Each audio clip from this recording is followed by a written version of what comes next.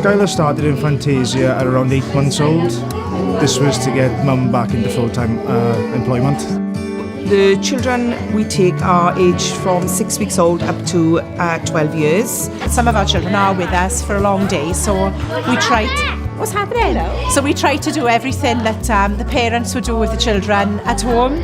We currently have over 125 children on our books, accessing the nursery at different times during the week. She always comes home with stories about the staff and how much fun she's had. I know she's happy here and she's well looked after. If my needs change, then I know that they will be able to change to work around me. It allows myself and Skylar's mum to work mostly any hours. Maybe they want 1 day, 1 week, 3 days the following week.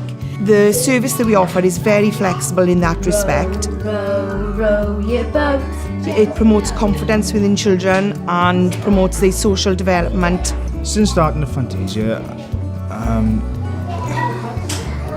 hello. Since starting at Fantasia, Skylar's come on leaps and bounds. She's been amazing since she started here. She gets on great with other children. Skylar was born 5 weeks early, and we were told that Skylar would have a slower rate of development.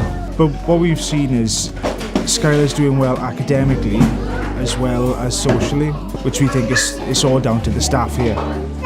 Dinosaur, well done, Henry.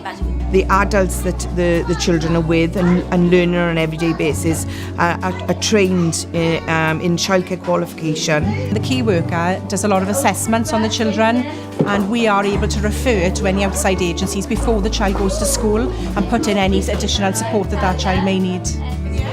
I love everything here about Fantasia. They're marvellous with Olivia. My career is pretty full on and I wouldn't be able to do what I do if it wasn't for Fantasia.